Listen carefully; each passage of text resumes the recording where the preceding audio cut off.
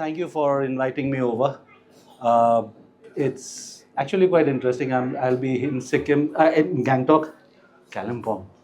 Like I'm so used to saying Gangtok all the time that, but this is fun to be here in Kalimpong.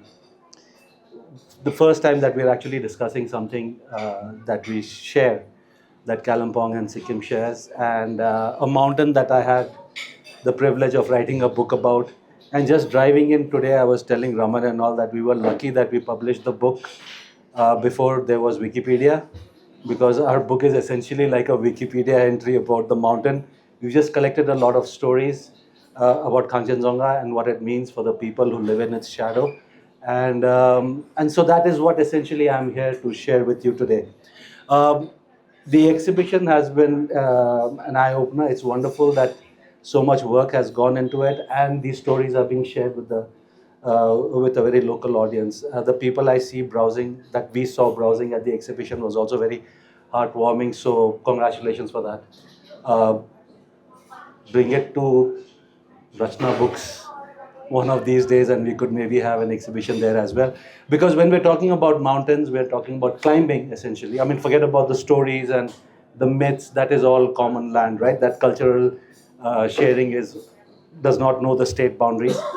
But even mountaineering expeditions, even these are shared experiences for Darjeeling, Kalimpong, and Sikkim.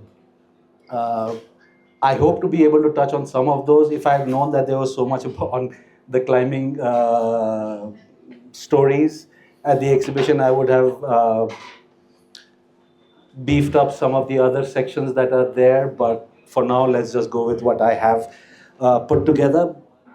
This is a very ambitious. I mean, when they send me this topic, this is not my choosing. This is something that Praveen and the organizers decided would be the topic, Sacred Dimension of Khangchendzonga. And I have no interest on becoming a guru, so I will not get too much into that, but share some of the stories that the people have. So we started off with uh, the complete. It's interesting, like when they were talking about Angchering and who was part of all these expeditions but would not climb it because of his beliefs. That is, in a way, a reflection of how we look at mountains. I mean, there's nothing new in what I'm saying there. These are immediately the feelings that come to mind: wonder, awe, fear, and faith. And this is how we've also looked at mountains, especially the high Himalayas that we have around us, of which Khangchendzonga is the biggest, is you immediately ascribe divinity to it. Because I mean, you all know we're called hill people, our lungs are stronger and everything else. But when we look at a mountain, and I guess I'm speaking also about the early Sherpas and everybody else who live much higher, uh, the moment you look at a mountain, the moment we ascribe divinity is that you put your origin stories there. So what that means is that you have come down from the mountains, right? It's only the Westerners who are so keen on climbing back up. The people here will climb back up the mountain when they die and their souls go to rest there. That is how the relationship has, from whatever I've seen of the communities that live in its shadow, have been, right? So most of them believe that they've come down from the mountains, and that is where we'll go when our souls go to rest. Uh, and when we look at a mountain, any of the big Himalayas, the other first instinct, and this is something that I found a very interesting line in Shiva Kumar Rai's short story about Renok, actually, Tibat Ko Lakpat, where he talks about um, how the government makes these really easy, winding roads to go up a mountain, but our hill people are always looking for shortcuts and they'll take the straight line up, avoiding the main road but taking all the chor batos that are there. So when we look at mountains also, what has been our experience, and if you look at all the stories, all the myths that are associated with it in these paths, they're always looking for a workaround. Like, how do I avoid climbing the mountain and I get um, across it somehow? So you tell your god, you make the summits the residence and the abode of your gods, while the people get busy with finding all the mountain passes, which is the other thing that we all know in these paths, but that is something that the early Western scholars, climbers, adventurers could not quite wrap their heads around, where they looked at the Himalayas as a bulwark, as some kind of an obstacle, whereas we all know that the Himalayas are very porous. There are always passes that people have been using through time and always to get across from one point of the other. They don't necessarily look at climbing the mountain to the top. So this is to get an understanding. Since this is about Khangchendzonga, your exhibition is primarily about Everest. Everybody loves Everest, but this is about Khangchendzonga. So this is a news report from 1930, and I don't think you can really see it. It's not like very clear. This is a news report that was published in 1930 about an expedition that had gone. That is the international expedition. It's called Darrenforth's expedition to Khangchendzonga. They had not figured out, the reporters and the people accompanying the expedition had not figured out that the llamas with a double L is an animal and the monk is with a single L. So this entire report talks about monks with a double L. But they talk about this report in itself is such an interesting one, because here is where you get a sense of what the people believed. All the monks in the monasteries were telling these climbers that you cannot climb the mountain because you cannot just climb up Khangchendzonga. Because there's a secret route, which of course we know, and when the time is right, we will probably use it. Uh, and this is how the people have always looked at the mountain. When the time is right, Sikkim being a hidden land and all that, what makes the mountain special is, are there any geologists, geographers in the audience? Oh, thank God, so they can't correct me. So, if you look at the Himalayas, what they tell us, if you check out what the Himalayas are, they'll tell you that the Himalayas are essentially about almost a 3 kilometer wide band of mountains. If you look from the shivaliks, from the foothills until the high Himalayas. So if you're driving up from Delhi, so when you hit Kalka and you're climbing up to Shimla, you're hitting the foothills until you hit the high Himalayas, which would be K2 or Kailash or Everest. It's a 3 kilometer wide unfolding of mountains.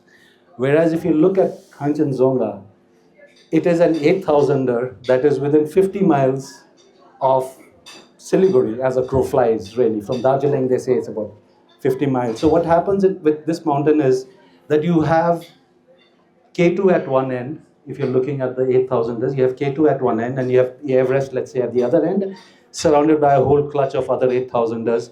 You have Kanchenjunga, which dips south. So you have the entire arc of the Himalayas with this one 8,000er, this monster that just dips down from the arc of the main Himalayan giants. And that is what brings it so close to habitation. None of the other 8,000ers are so close to where people are. So K2 is really very remote. Everest, even though they have an airport now, it's still very distant from the urban settlements. Whereas in Darjeeling and Sikkim, you could do a one-day drive, and maybe if you have good lungs and legs, 2-day trek, hike, and you're at the base at Gochala if you try that. So that is what brings it so close, and also gives it this whole weather system, is what we've been told, right? Because it's a high Himalaya that is so close. You've got to also keep in mind that this is the only 8,000er. This is the 8,000er that is so close to a big water body like the Bay of Bengal. You don't have any other segment of the Himalayas coming this close to such a big water body, which is why every time there is a weather event in Odisha or even any part of Bangladesh, the weather in Darjeeling and Sikkim also packs up. That is what this mountain does. And why I'm going into all these details is primarily because this is what makes the myth-making surrounding the mountain so much more special. It makes it a unique geographical feature in this whole cluster, because there are no divisions of the foothills, the mid-hills, and then the high Himalayas. When you're driving up from Siliguri being the best example, you are just surrounded by mountains and straight away in these deep. The other thing, okay, that comes next. I'll go through that quickly. The other thing that is that should be borne in mind every time is like we keep getting told that Kanchenjunga is the third highest mountain in the world. That is invariably always the introduction that they give about the mountain. I grew up in school not knowing that Kanchenjunga is actually the highest mountain in India, and which is, and you wonder why that is not how. So in the quiz, if this question comes, of course the kids know the answer, but this is not something that is part of the textbooks. One reason could be that the textbooks are written before 1975, which is when Kanchenjunga falls into India's lap. But it's also an introduction that is not made frequently enough, which takes away some of the understandings that the plains would have about the mountain. But that's one point that I like making about the mountain. The other is, if you look at the cartographical history of the mountain, it was first measured from Islampur, right? This is this place called Sona Khoda. When I do a Google search, I'm always sent to this polling booth, Sona Khoda Junior High School, which is in Islampur. So it is from there that they first measured the mountain. So which is like North Bengal, one end of North Bengal. The other point that has always bothered us and anyone else who engages with this topic deeply is that if you can see the mountain in 1847 from Islampur, we've had during COVID some wonderful photographs coming up of people being able to see it from, I think, Durgapur as well, which is really far. So then if you go back and think about things, you had India's first empire, which came out in that same neighborhood, right? The Mauryan Empire is Patliputra and these areas. There is no way that they could not see this mountain, at least from their further areas. So why is it that we don't have more records of this mountain, its people, in more clearer terms understood, because they were obviously being recorded there. Because if you're in Bihar, or let's say if you're in North Bengal and talking about snow mountains, this is what you're talking about. You're not really talking about Everest, which is quite a distance away from you. So with that point out of the mind, let's talk about the people who live in its shadows. This is how, so we talk about, this is a lecture altar. Now the lectures look at the mountain, they call it Khangchen. That's the name, the Khangchendzonga, which means eldest brother, big stone. And as far as their mythology goes, they look at it as the first creation. So the mother goddess of the lecture belief made Khangchendzonga first, and then from its snows and everything else, she started making all other creations. So when the people look at this mountain, they look at it as the eldest brother. And all the qualities that they would ascribe to an elder brother of being the defender, protector, all those are ascribed to it. And we know it is a Neolithic system, right, of belief. This is how they represent the altar. This is of course they didn't have temples. They would make an open air altar. This is reportedly the only permanent altar that the lepchas had. So on the left is a photograph from 1930 something of a scholar. Seeger, I think, was there in the 1930s. I could be wrong. Of a village called Noong, which is near Tingwong, which is in Zongu, a village, where he went and saw this altar. That is a photograph from 2006 of the same altar. People had forgotten that it exists because no one was going there. But in 2006 or 5, it is that we went there, we found it, we went with the bong thing. We found it, it's almost exactly still the same. And it's not just these two people who are the same. That's the father and son. That's the Khangchendzonga Pema from Noong, from Tingwong. On your left is in the 1930s, I think, or is it 40s? He's called Jungi, and that's Samdup Taso, his son, who are the Khangchendzonga Pema. Like someday we can talk more in detail about what they did, but they were known as the Khangchendzonga Pema. Unfortunately, he's the last of the line. He passed away. There's another big story there. We can talk about religion and beliefs. He was cremated, and they believe that if you cremate a Bongthing, his powers don't pass on to the next in line. So he was cremated, not buried, and hence, for now, he's the last.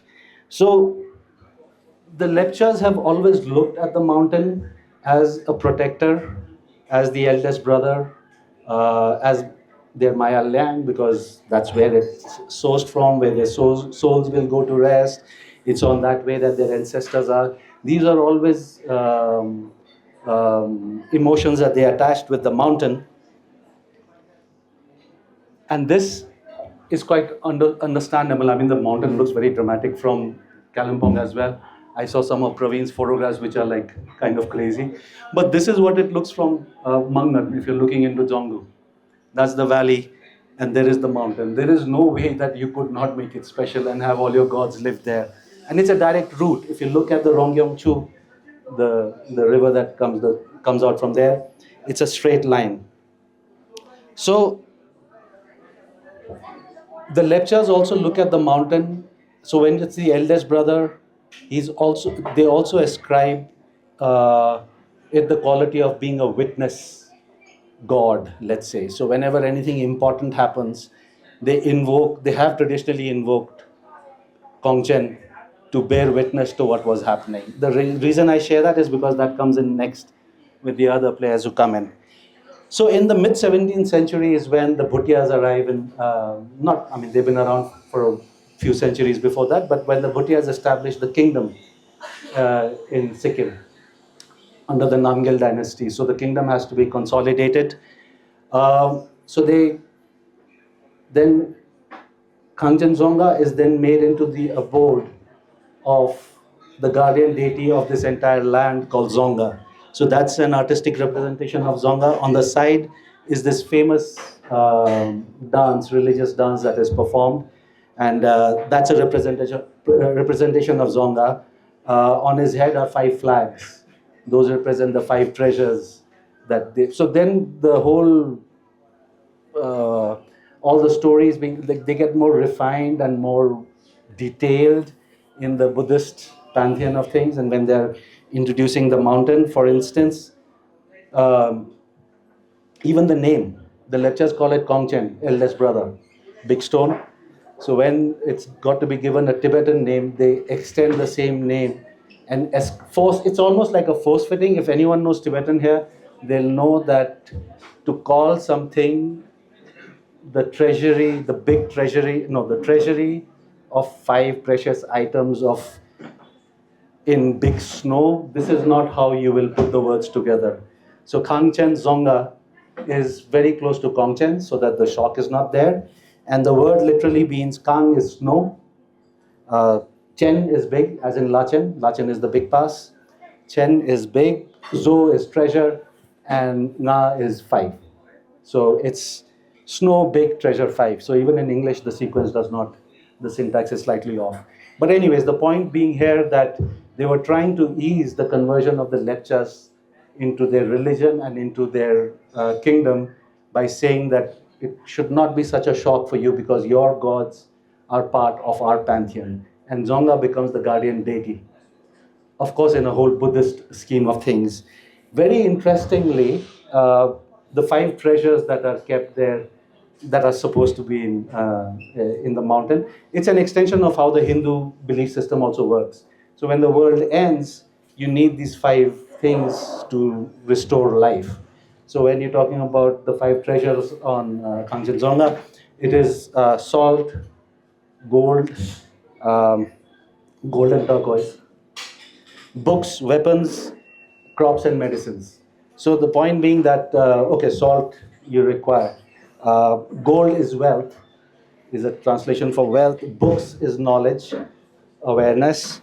Weapons are more like tools because you'll need that to get civilization back on track.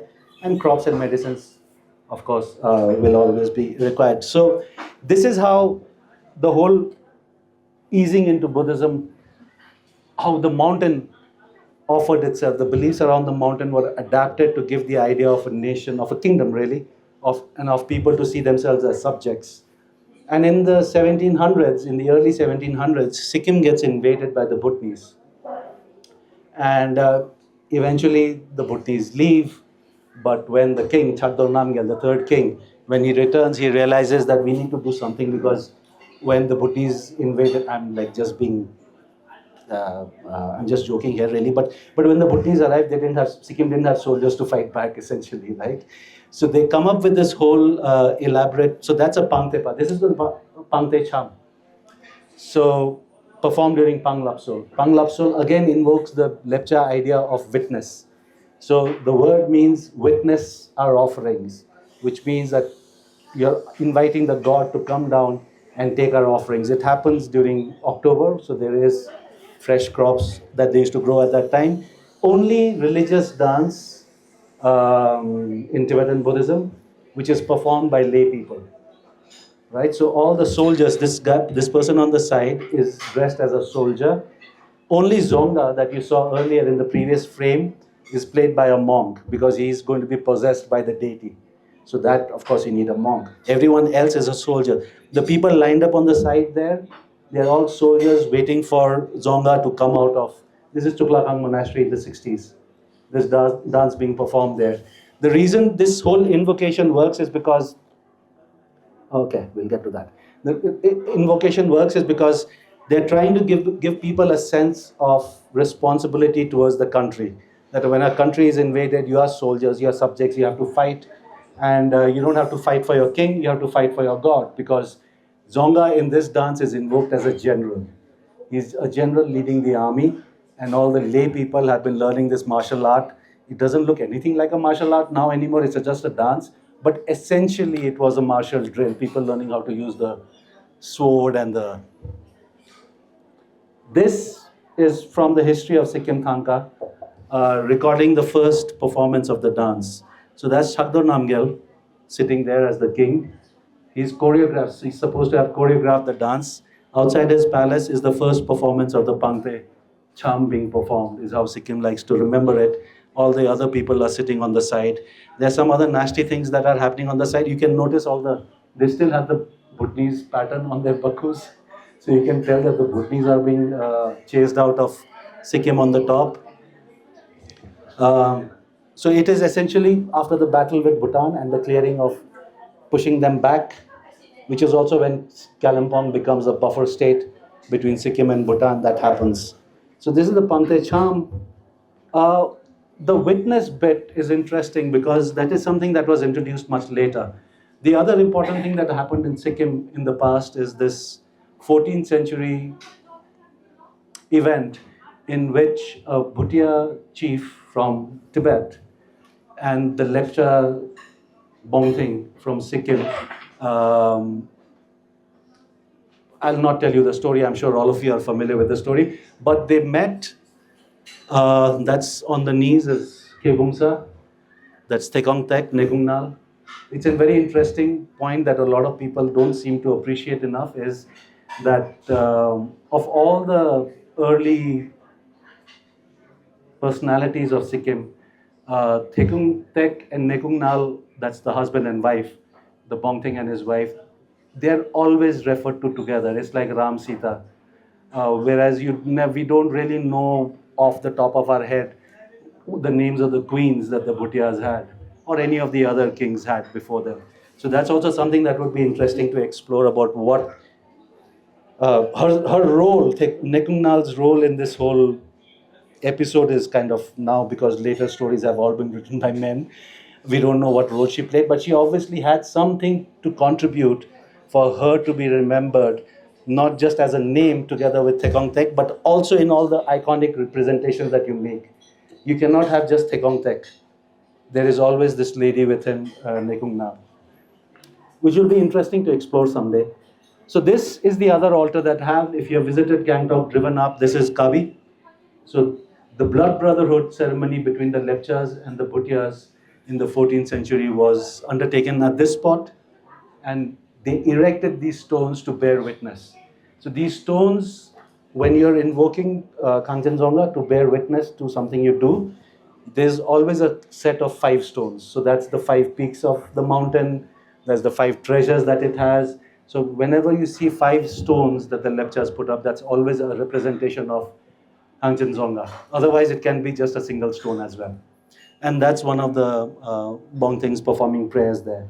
So they have this, they mark the anniversary of that swearing in as well. That's the moment again. I mean, these are just the interesting photographs, panels from the history of Sikkim Thangka.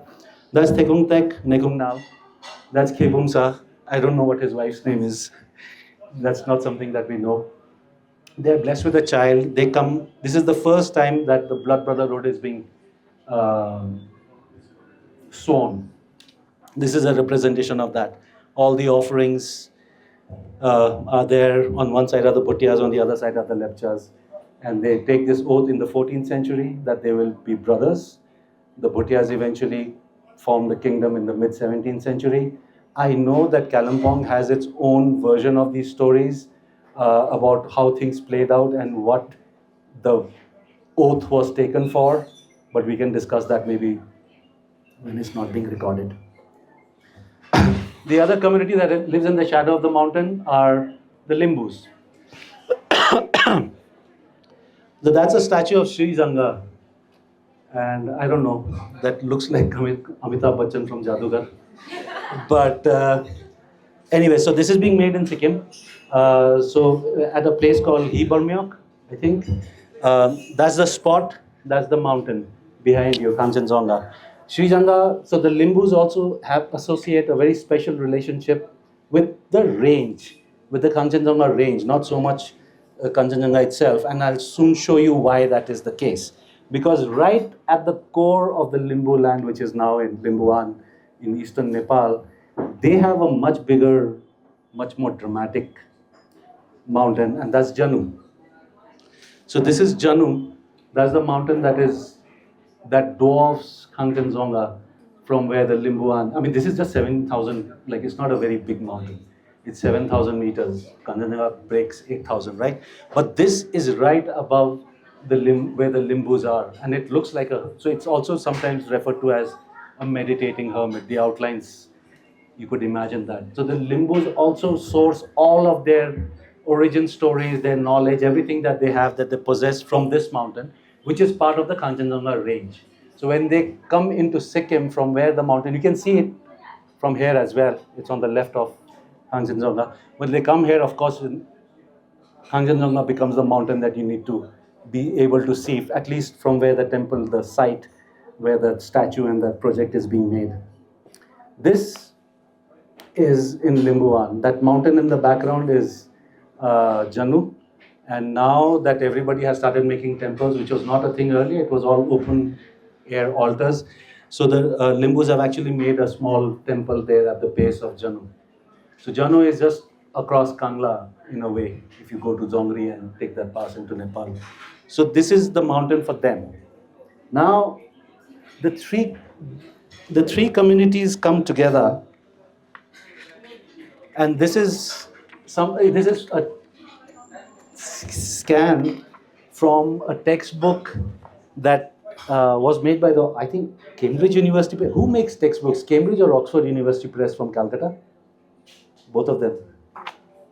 Anyways, one of them, who make the textbooks. So the government of Sikkim in the 70s, before the merger, wanted to make textbooks in which people could get a sense of their land. Because just like Kalimpong, where you do not read about Kalimpong and its beliefs and its people in your textbooks in junior school, so was the case in Sikkim, where all the education, modern education came from India. So you had CBSE and ICSE. So you would read about Mr. John and all these other things. So there was this entire textbook that they made for a Sikkim audience. This is the class 3 textbook called My Home and My Country. So I think that would be their social studies textbook. In that, they have the warrior dance mentioned.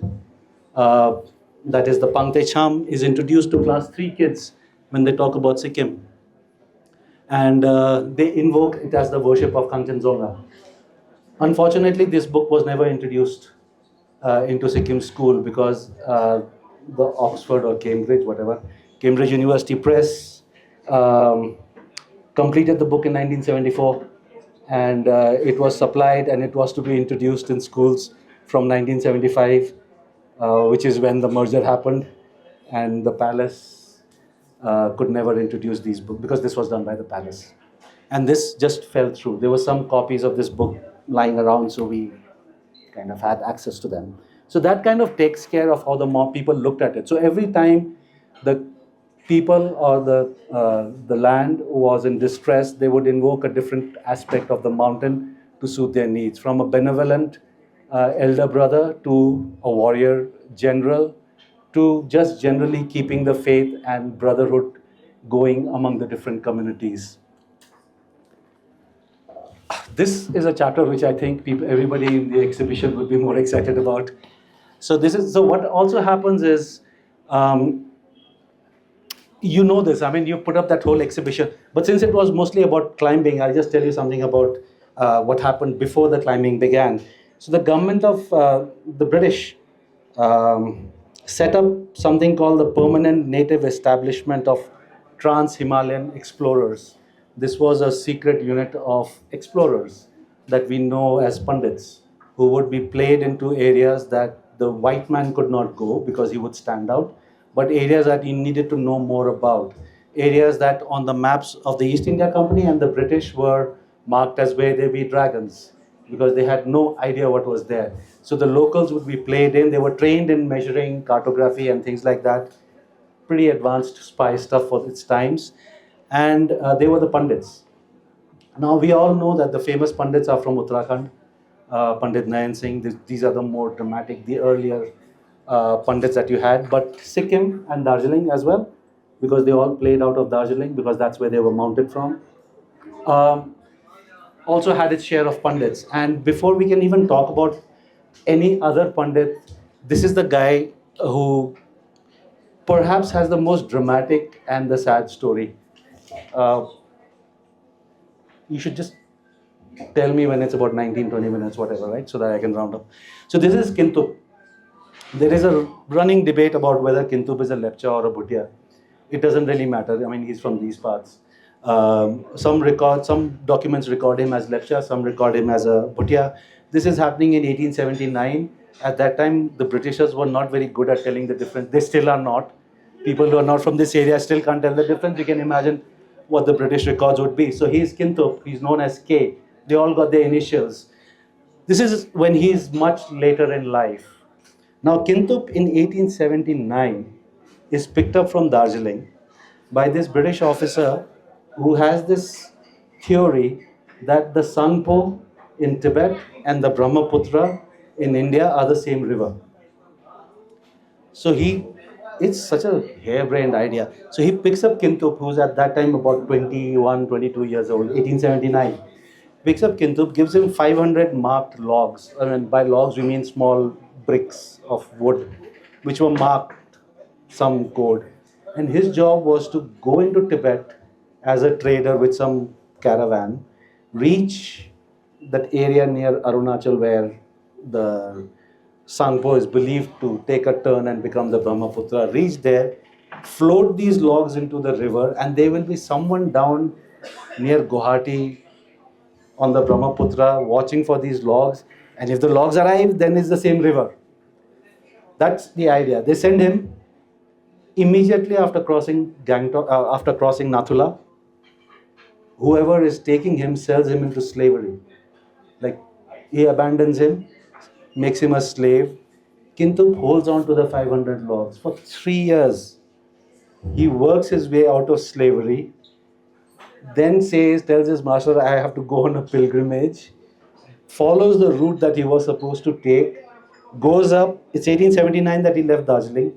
1883 is when he reaches that spot, throws those logs in, comes back to Darjeeling, and reports to the Trans-Himalayan Pandit's office or whatever it was. And the guy who had sent him got cholera and died within 6 months and didn't tell anyone that he's gone up. Nobody knows that he has been sent. There are no records. And by then they have figured out that Brahmaputra is Sangpo, in fact, right? In these between years, they had figured that out. So there was, apart from the fact that there was no one waiting for the logs, there was no one even willing to believe his story. So he comes back, gives us this detailed report. He's maintained notes in secret. 4 years he is in Tibet, and he comes back. But what happens is, so the story that we've been told, that we've all been told so far, is then He's working as a poor tailor. Nobody knows him until some in the 1910 sometime, Bailey, who later becomes the political officer if India, learns about him, takes his deposition again, compares it what they found, and says, "Oh, this guy was right. He got all this information back." So they give him a reward. This is his photograph in Shimla. So he was then they give him recognition, call him to Shimla, give him a medal, and I believe they ask him what he wants. There is some joke about it. I don't think it's true whether he wants money or a pension, and he just settled for some watch, I think. And he died soon after. It's pretty old, advanced stage in this. But that is not completely the story, because Kintup gets back to Darjeeling, and even though the officers don't believe his story, the department doesn't believe his story, in the 1880s, Darjeeling is crawling with people wanting to explore, learn what Hooker has been doing, what Freshfield would be doing later. So it's full of all these adventurous British officers who are looking for good guides. And among them, he's earned quite a reputation because they believe his story of Tibet. So here is Kintup as a young man, right? This is Waddell's book, Among the Himalayas. And he writes about how he hired Kintup as his lead guide to take. So in the 1890s, 1890, Waddell does this extensive travel through Sikkim from Darjeeling. So they have all these records of him. He gets his recognition much later, that's different. But he did make a good enough living as a guide. The other, so after Kintup is done, we can talk about Ugen Gyatso and Sarat Chandra Das, who is riding such a small yak. But so 1879 is also a time when a lot of other pundits are playing into Tibet. So Ugen Gyatso, who is originally a monk at Pema Wangchuk Monastery and a teacher at the Bhutia school, which was training locals in English to work for the British. Sarat Chandra Das is the Bengali headmaster of that school who's taught himself Tibetan. The two of them play into Tibet twice. Sarat Chandra Das once, Ugen Gyatso twice. So at 1879, one reason why Kintup gets slightly sidelined is because these other guys, I mean, if you're from Pema Wangchuk, it means you're aristocracy from Sikkim. Only the royal line gets to become monks at Pema Wangchuk. So he's already well connected. Sarat Chandra Das has language.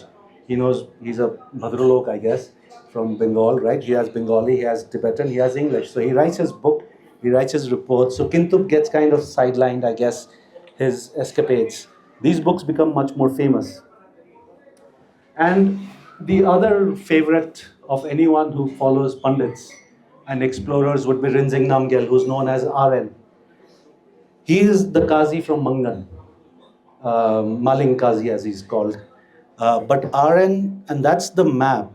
The reason I share his map of explorations is he did surveying, map surveying work in remote areas for the British in Assam, in Arunachal Pradesh, in Uttarakhand, and was the first person to do the Kora of Khangchendzonga, which is round Khangchendzonga. In 1889, RN solo traveled round Khangchendzonga and the first person in recorded history to have done it. To get a sense of what that entailed, his journey goes from, I think, October he begins, through the winters and 31st January. So on, let's say on 2nd October, he crosses into Dzongri. From there, he crosses Kangla into Nepal, goes all the way up, comes out at Jonsungla. If you know your maps, if I had a map, I could have shown you. But he does this complete circumambulation of the mountain in what? October, November, December, January, 4 months. And he does it solo. And he comes back with a very detailed record. And he beats the guy who's more famous for having done Round Kanchenjunga, which everybody has read his book in these parts called Round Kanchenjunga, which is a fresh field. The reason I mention these two stories is, okay, we'll come to him later. So he does it in 1888, and Douglas Freshfield, who wrote this famous book, Round Kanchenjunga, does it in 1899. And he has Rinzing Namgyal as his chief guide. Rinzing Namgyal is the guide who takes him, but he does it the other way around. Freshfield goes from Johnson, so he does it counterclockwise. And we'll get to the nastiness of that as well. The Buddhist way to do Kora is clockwise. Uh, Freshfield insists on doing it counterclockwise, counterclockwise, and Rinzing is his chief guide. Just keep that in mind. We'll get to Freshfield later. This is what the early cartographers were like. This is, I think, somewhere near Zongri. These are the trigonometrical surveyors with their plane table. Any engineer here would know how the trigonometric thing works. This is from the 1890s in the Sikkim Himalayas. And of the Western explorers, we'll essentially just touch upon two of them. This is Joseph Dalton Hooker. In 1849, he's in Sikkim and Eastern Nepal in 1849, which is an interesting time because Darjeeling is still very fresh, very young as a settlement. 1859, if you would like to believe that argument, is also before 1857, which is the mutiny, the Great Uprising, which kind of becomes this watershed moment, which also changes how the British academics, scholars, researchers, officers looked at the natives before and after 1857. Their attitudes change. So Hooker is shown here. He's very popular. And 1849, I like to keep pointing out to friends, is the British have still not figured out how to draw Oriental bodies or faces. Because if you look at, these are supposed to be lecturers who are helping him gather plants in West Sikkim. They look very African. I mean, the build and the musculature and their looks. Hooker gets himself very well. This is from an etching. Oh. Okay. Again, like history of Sikkim, one more Thangka. So what happened with Hooker when he's traveling in Sikkim is that he and his fellow traveler, Campbell, is it Campbell? Yeah. Campbell are put into house arrest by the king of Sikkim. That leads to a punitive action much later. But in the Thangka, that is, you see the two of them under house arrest, sitting there. These are in Thangkas. And the reason why I like sharing, this is the history of Sikkim, a set of 6 Thangkas that are just a graphic novel representation of how the palace likes to remember the history of Sikkim. But you find these even in the old monasteries of Sikkim in the walls.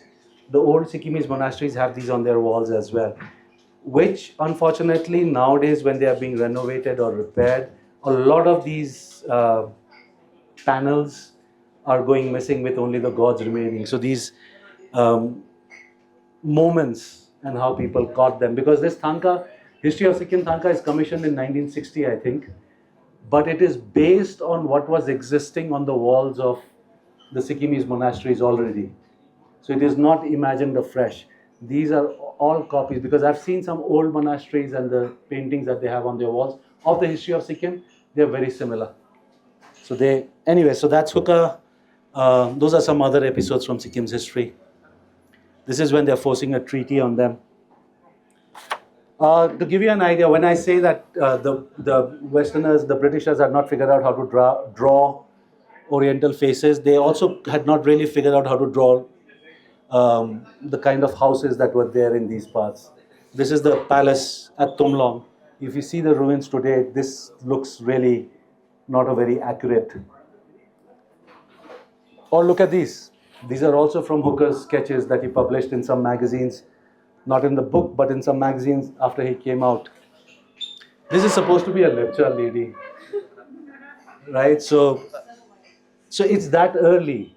It's that early when they could not even draw these figures. So obviously they were not being able to differentiate between a lepcha and a bhutia, as the case what Kintup was. Because they could draw themselves very well. This is Hooker himself. Whereas that's how they saw us.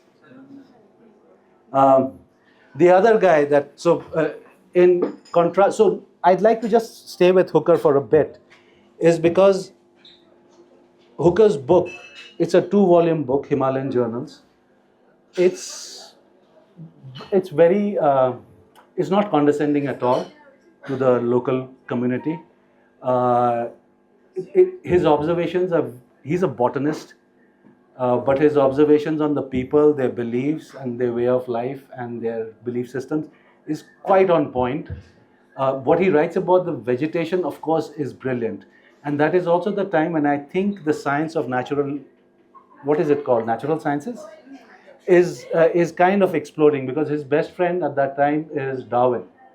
And they're in correspondence. So there is this whole Renaissance movement when it comes to the natural sciences. So he's doing. So to give you an idea of how good his book is, everybody here I'm sure knows, I mean at least the organizers know Dawa lecture of Zongo, the Heidel protest filmmaker. So one of his more recent films, not his Dokbu, but he's made a documentary called Finding Pushen. And have you seen that? You should see that. It's brilliant. So Hooker in his book, this Himalayan journal, has this throwaway line where he says, oh, and the lepchas have this kind of palm tree thing that grows in the plains, but is also found in the deep forest of Zongu, which is their distress time food. When there is famine, they know how to identify this fern, date, tree, and how to cook and eat it when there is famine. It's just that line. And Dawa, I mean, it's also not just Hooker, it's also Dawa, right? He found that, and he's made an entire documentary film. So he went back to Zongu and he said, does anyone, so that plant is called Pushen in Lepcha. He found one person who remembered what it was and where to find it. And he's made an entire documentary of this expedition to find Pushen, bring it, cook it. Like, first you have to soak it in a running stream for 2 days. Then the pulp is cooked and eaten. And so the documentary ends with this feast laid out and all of them eating Pushen. And I asked Dawa how good it was, and he was frank enough to say it tastes horrible. Which it would be, right? You're eating it only when there is nothing else left to eat. But the point being that is the kind of information that Hooker's book has.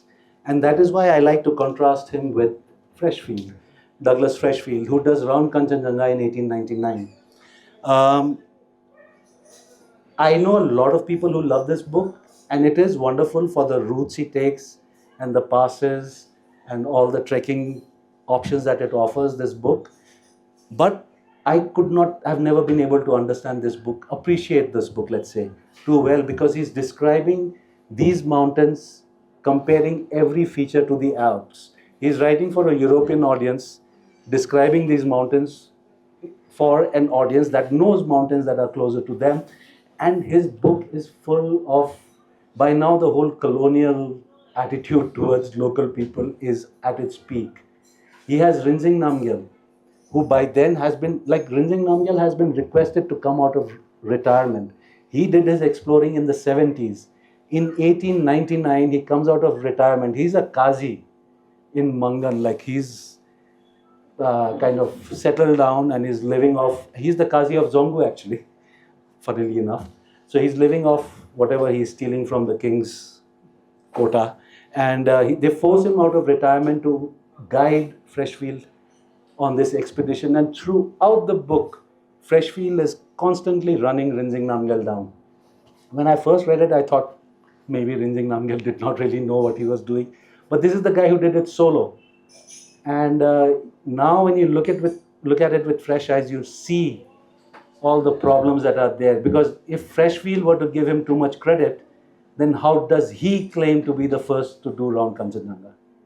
Right? There is that whole, it'll be interesting to see that. As far as the Maling Qazi family is concerned, I think next time I see any of them, I'll tell them this. So Rinzing did it the right way, clockwise. Freshfield does it counterclockwise. His book, he's the Royal Geographical Society president, that's one of your sponsors.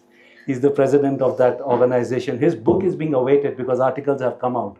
Everybody is waiting for this book because he is quite a pundit, so to speak, in these things. The first edition of his book is printed and ready at the press to be shipped out, and the entire warehouse burned down. So technically, there are no first editions of his Round Kanchenjunga book. They had to print it afresh, and what you get is a reprint, essentially. So that's Kanchenjunga showing its anger, I guess. But yeah, this is, of course, Jeonsong. So this is North Sikkim going into Nepal from Jeonsongla. This pass between Kanchenjunga and the Twin Peaks that you have there. What Freshfield did give us were the recognition of Sinolchu as the most beautiful mountain in the world.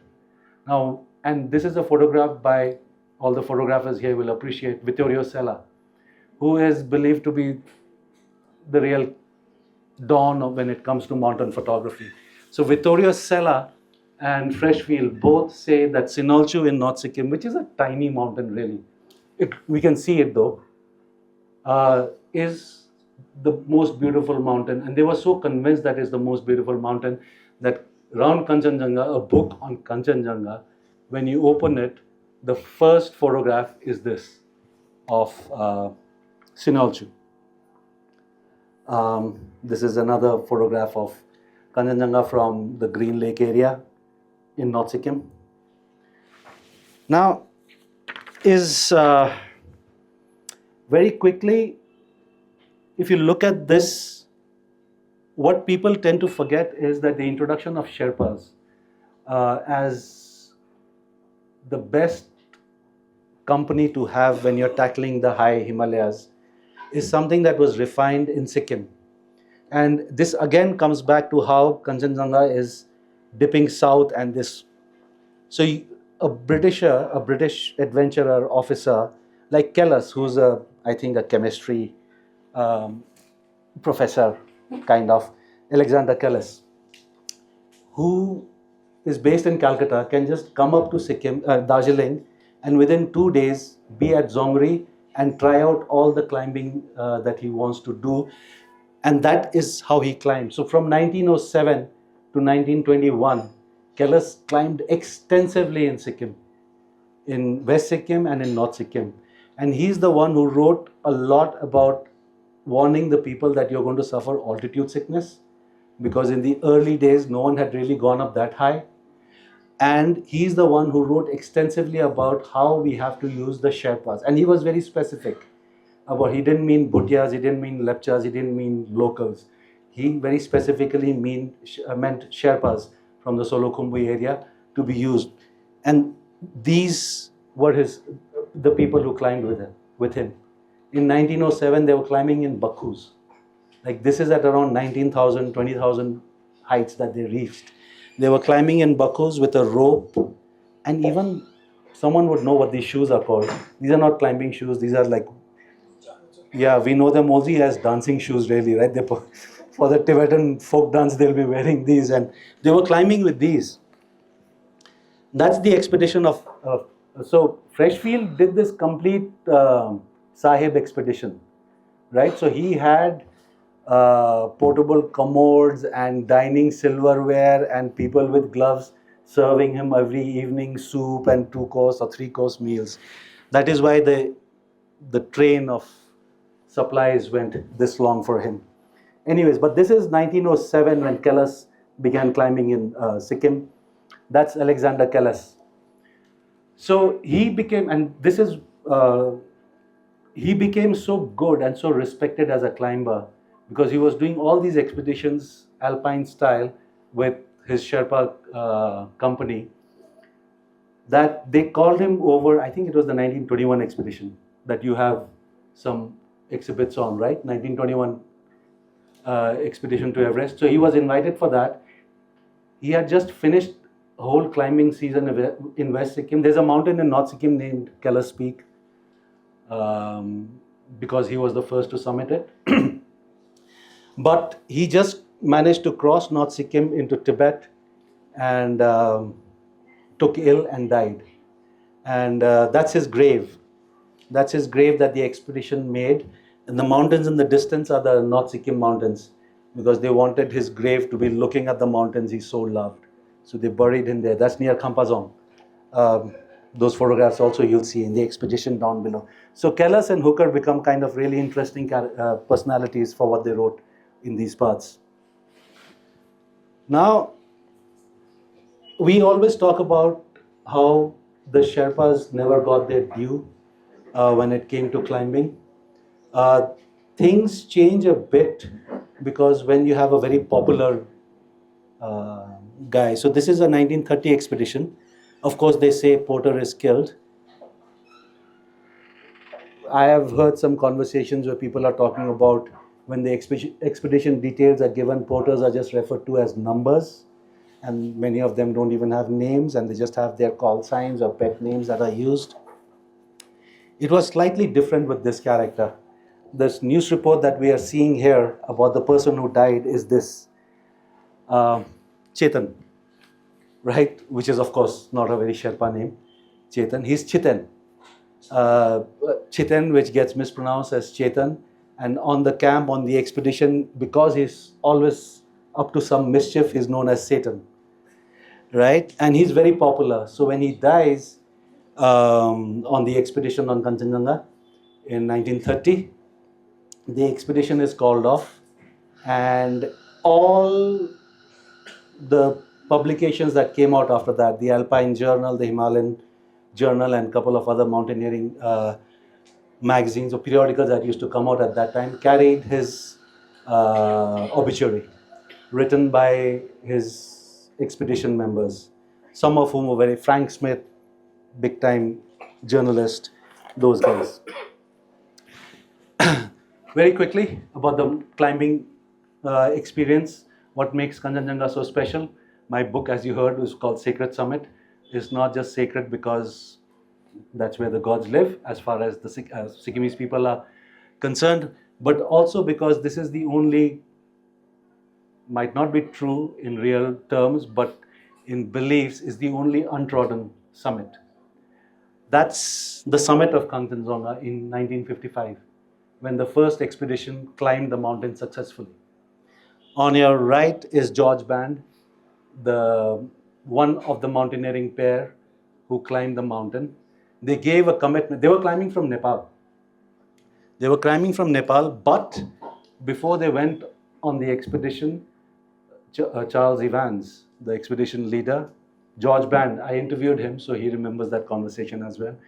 They traveled to Gangtok, met the king, and promised him that even though we are climbing from Nepal, because you worship the mountain, their commitment was that we'll stop from wherever the summit is easily accessible, right? Let's say where the mountaineering challenge is done.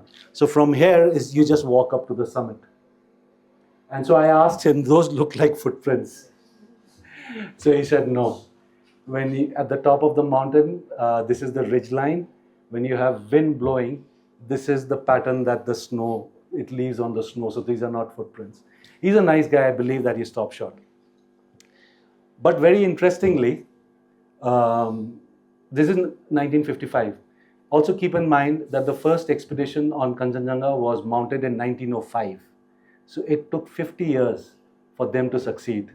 By then, Everest, the highest mountain, had already been conquered in 53. K2 had been done in 54 itself, or was it 52? I don't remember. So the third highest was also the last to fall to climbing. But anyways, so George Band is a tall guy. So later, when the Indian Army expedition, Colonel Narendra Kumar, this is the Indian Army expedition that went from Sikkim in 1977.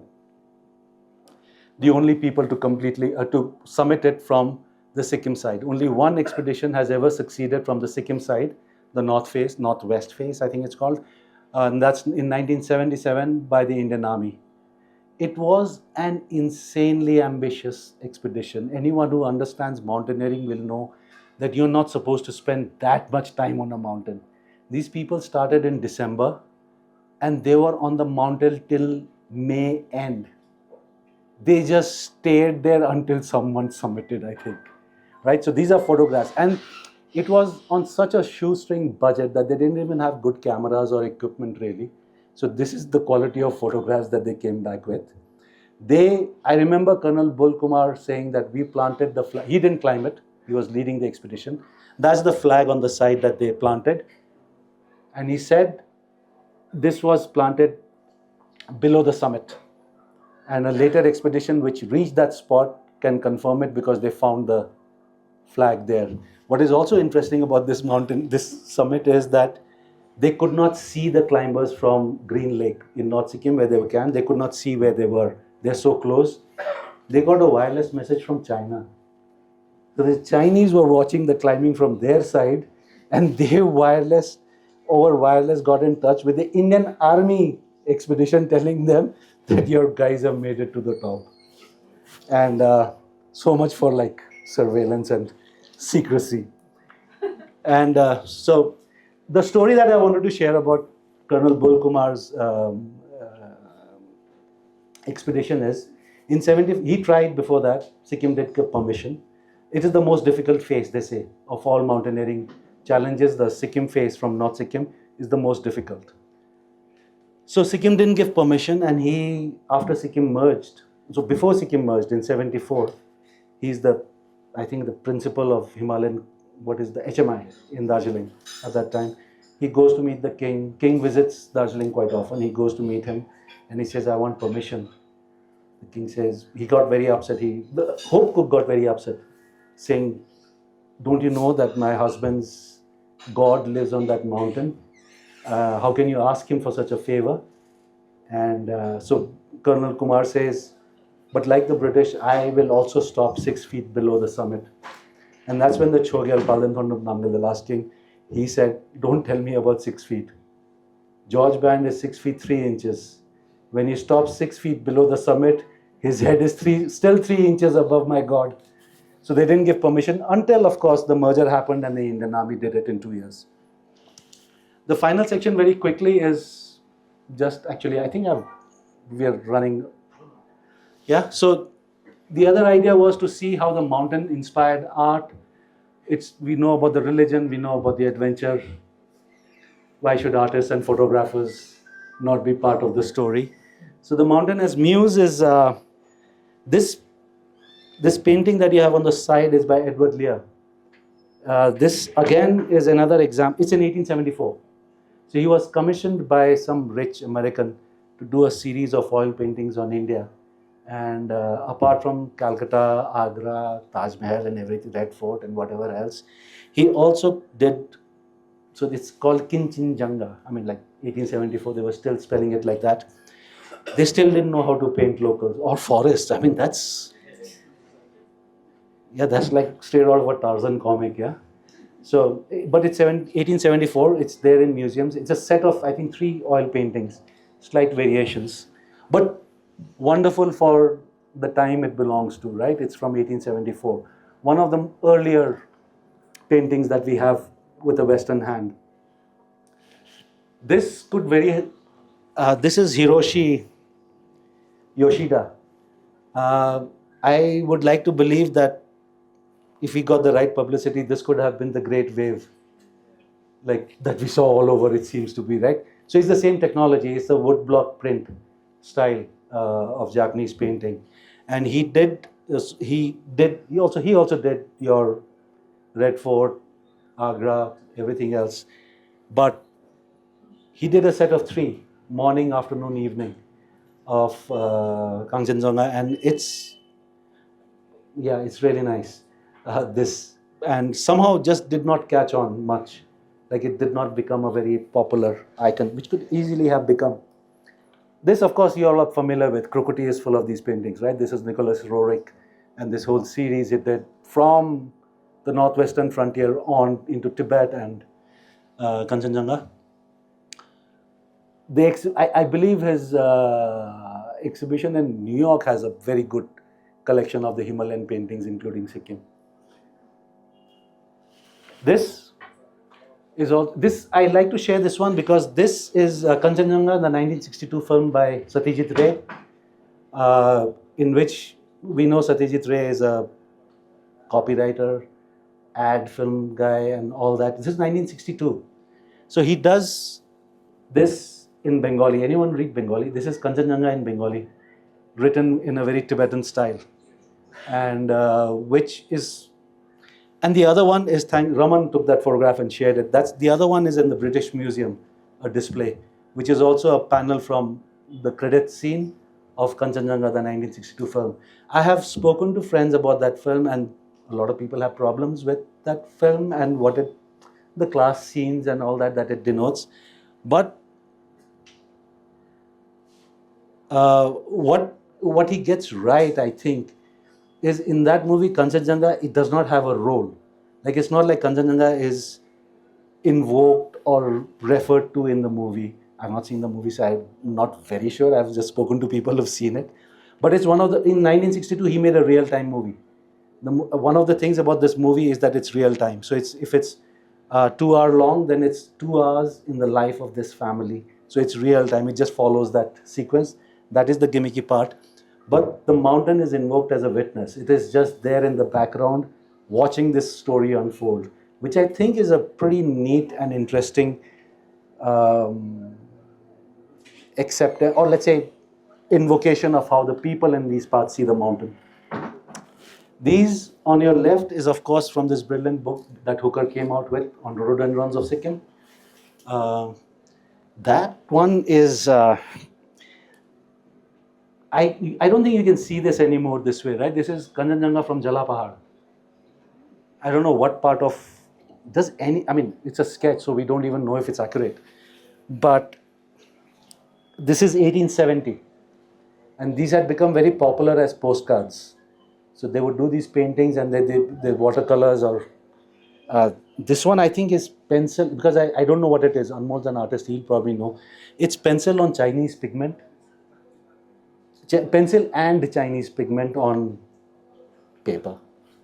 But this is one of the few paintings I really like. This other one is something I hope you can help me find. This says Khangchendzonga from Beechwood Park in Darjeeling. I don't know where Beechwood Park is. I've asked some people, they don't seem to know. It'll be interesting to see if we can. Beechwood is near the General Post Office. It's so simple. Yeah, so these would be, and this is, it appears, it's a colored photo, it's a photograph that has been colored. I think it's hand painted, the photograph, it's not a painting. But again, would be an interesting one to compare. Because I share it here because these had also become very popular as postcards. So they would do these photographs, and which were then hand painted and shared. So yeah, so I mean, I would have done a section on the Yeti, but I don't have those photographs here. We could do that some other time. So in conclusion, there is this one point that I keep coming and discussing. Why do I in my book spell the mountain Khangchendzonga? Is because, one, it is how Sikkim as a state has officially declared its spelling to be. Now, it is not something that, I mean, of course, like even if it was just a whim, it's fine, it's their mountain, they can spell it how they want. But, and this is one of the saving graces that Douglas Freshfield had. Because the international spelling of Khangchendzonga is K-A-N-G. And then C-H-E-N, Janga, J-U-N-G-A, Janga, right? So you get the sound Kang in, right? So with a G, it becomes Khangchendzonga. The moment we make it Khangchendzonga, as in K-A-N-C-H-A-N, Khangchendzonga, or C-H-E-N without the G, I'll tell you what happens.